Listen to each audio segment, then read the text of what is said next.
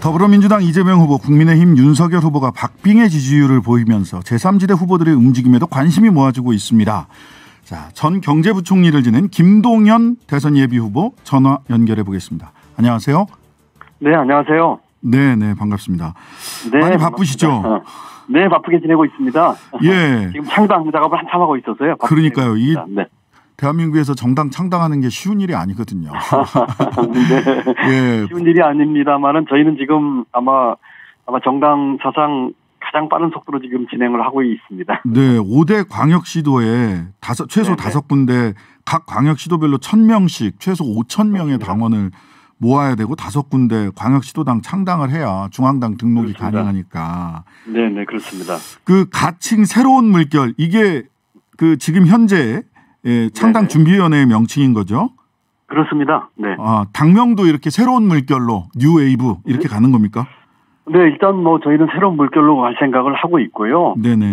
저 앵커께서 말씀하신 것처럼 5군데 이상의 광역 시도당 창당대가 필요한데, 네. 저희가 지금 그 열흘 만에 6군데에 대한 그 창당 발기인대를 마쳤고요. 네, 발기인대 마쳤고요. 예. 그렇습니다. 그리고 이번 주말까지 하면 2주 만에 5군데에 대한 창당대를 마칠 계획이 있습니다. 어유, 굉장히 빠른데요. 예. 네, 빠릅니다. 이미 부산과 경남은 이미 창당대를 마쳤고요. 네네.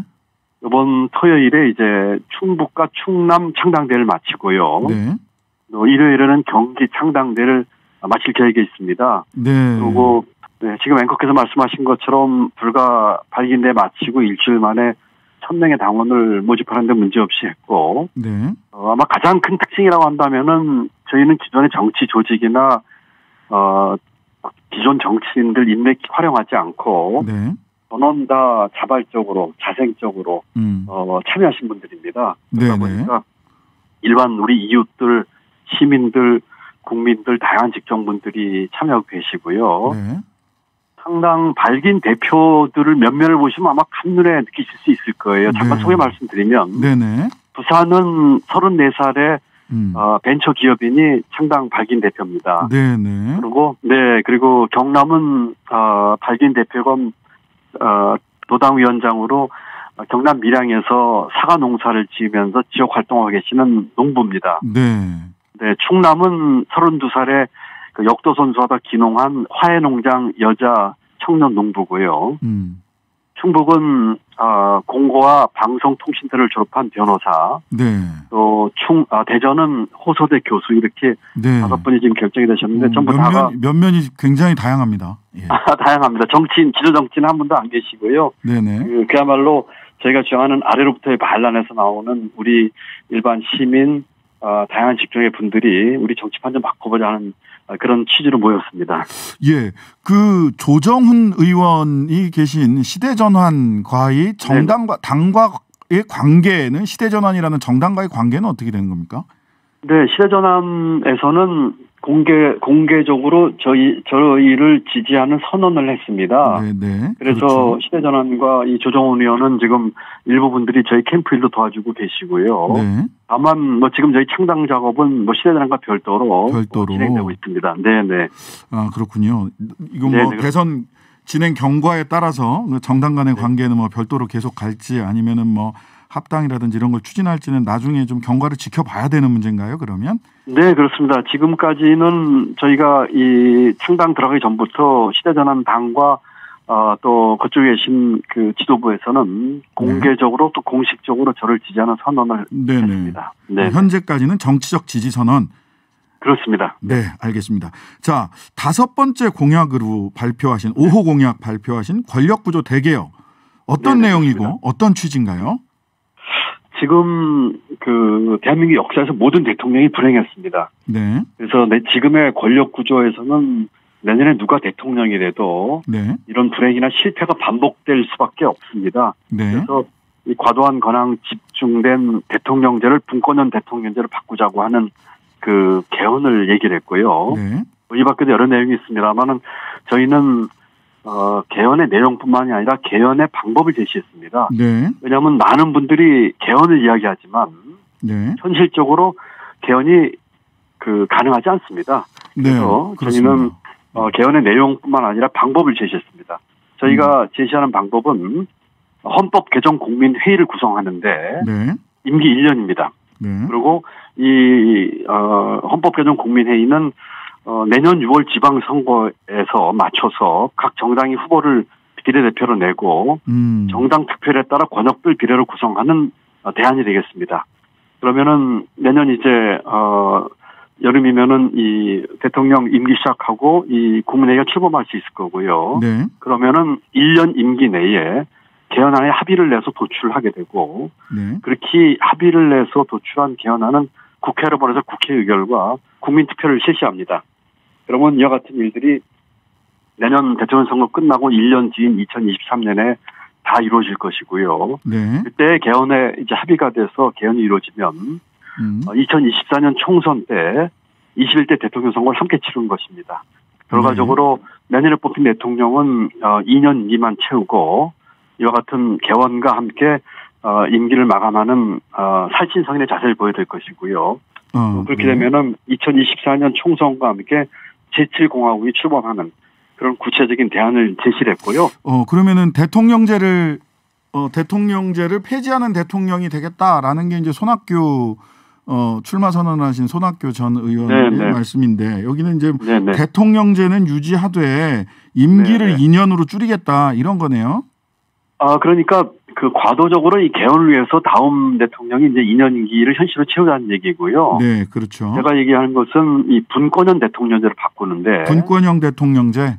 그렇습니다. 네. 대통령에게 그 집중된 권력을 분산시키는 것입니다. 네. 총리는 국회에서 추천 또는 선출하고요. 총리에게 헌법이 보장된 실질적인 권한 행사를 보장하는 것이고요. 네. 그렇게 되고 대통령 임기는 4년 중임제입니다. 예. 한 번 더 할 수 있고 그런데 대통령 선거와 국회의원 선거 주기를 맞추는 것입니다. 네, 4년 중임이니까. 예. 그렇습니다. 지금은 네. 한 대통령 임기에서 전국 선거가 3번 있거든요. 네. 그래서 이제 2번으로 줄이는 것이 되기 때문에 네. 그 국정의 안정 운영이 될 것이고요. 네. 다만 내년에 뽑히는 대통령은 이와 같은 국민의 여망을 담은 개헌을 위해서 자기 임기를 스스로 줄이는 결단을 해야 될 것입니다. 네. 네네. 방안을 보니까 정당 국고보조금 폐지, 국회의원 3선 초과 금지, 국회의원 국민소환제 도입 이런 방안도 내놓으셨어요. 맞습니다. 이게 이제 대단히 저는 중요한 내용이라고 생각을 하는데요. 네.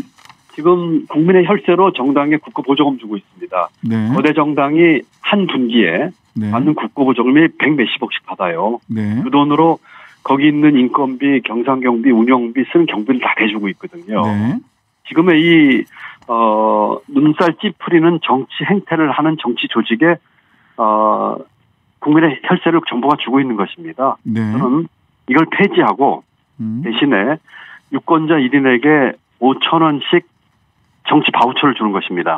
그래서 마음에 드는 데다가 네. 돈을 몰아주자? 그렇습니다. 그 바우처를 주는 것이지요. 지금 정당의 국고보조금이 1,000억이 넘거든요. 네.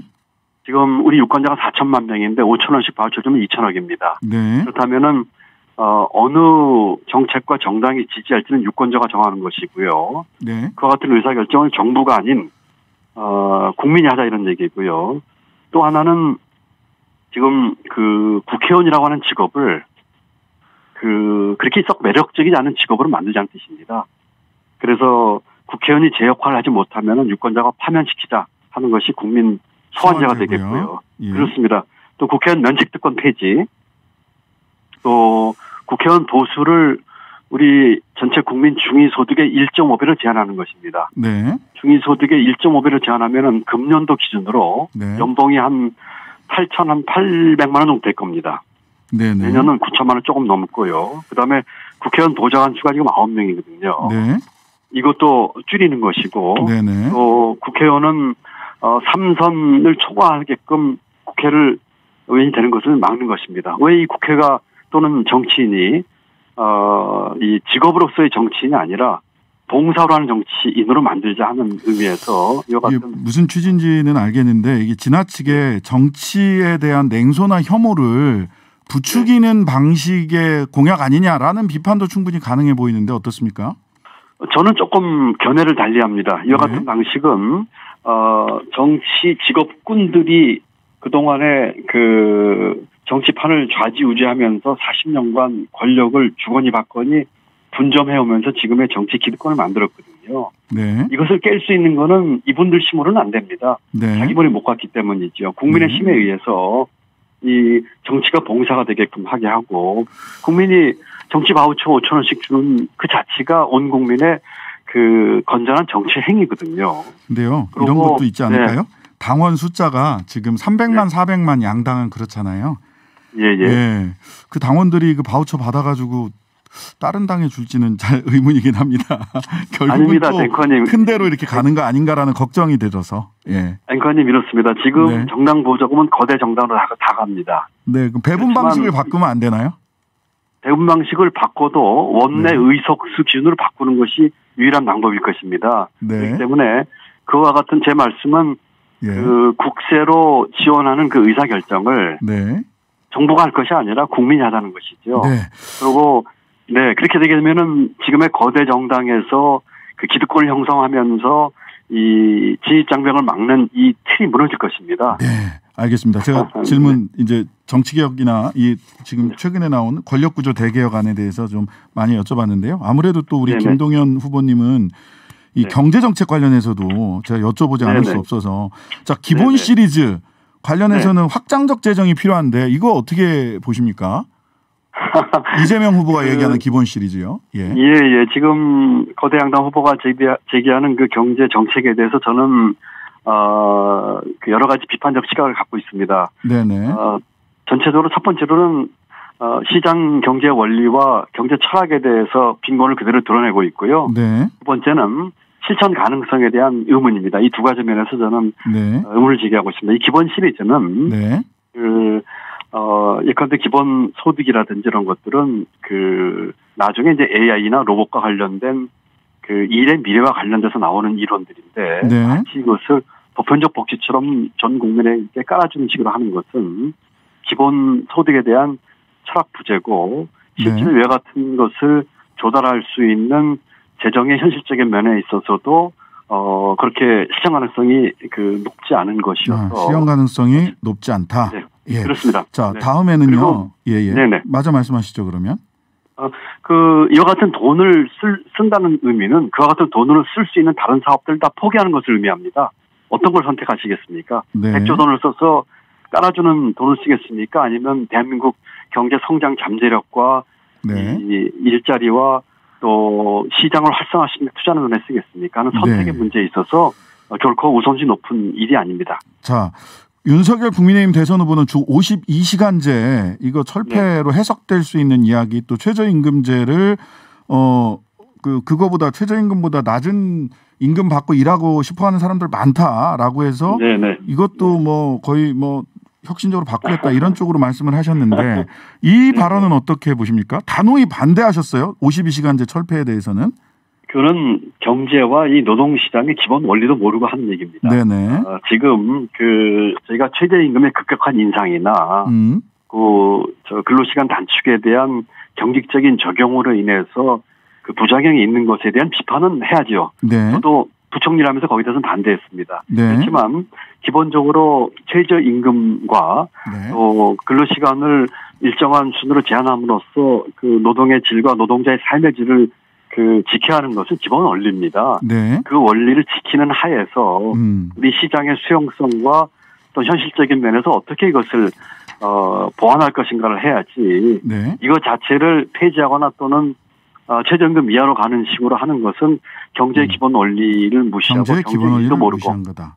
경제의 일도 모르고 하는 얘기죠. 경제를 일도 모르고 하는 소리다. 그렇습니다. 자, 사실 시간이 짧아가지고 마지막 질문 이건 단답형으로 말씀해 주셔도 될 것 같은데요. 심상정 후보가 제3지대 관련해서 안철수 후보가 곧 만날 것 같습니다. 우리 김동연 후보님 또 손학규 후보님도 같이 네 분이 제3지대 연대 이거 가능합니까? 저는 쉽지 않을 거라고 봅니다. 쉽지 않다. 만나서 같이 얘기하는 건 좋습니다. 이 거대 양당이나 정치 기득권 깨는 것, 제가 얘기하는 기회의 나라 만드는 것에 대해서 동의한다면 저는 언제든지 만날 수 있겠습니다만, 이 지금 계신 네 분이 각각 갖고 있는 성향이나 지향점이 과연 연대나 단일할 정도까지 갈지는 저는 쉽지 않다고 봅니다. 그렇지만 네. 지금의 이 거대 양장구들을 깨는 측면에 있어서 만나서 대화하는 것 자체에 대해서는 저는 긍정적입니다. 대화는 긍정적이나 연대는 쉽지 않다. 이렇게 정리해 저는 예상하고 있습니다. 네. 예, 자 오늘 말씀 여기까지 듣겠습니다. 대선 예비 후보 김동연 전 경제부총리였습니다. 감사합니다. 네, 감사합니다.